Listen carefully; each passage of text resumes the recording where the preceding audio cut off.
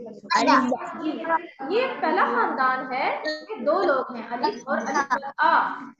उसके बाद हम पढ़ेंगे बे का खानदान। किसका खानदान पढ़ेंगे हम?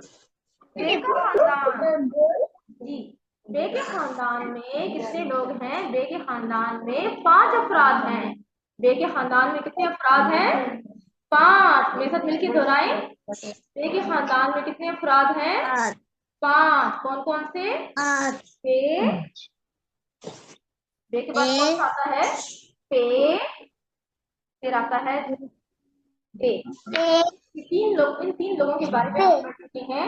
इसकी दोहराई करते हैं पहले, टॉपिक पढ़ने से पहले। बेकिन, ये एक नुक्ता।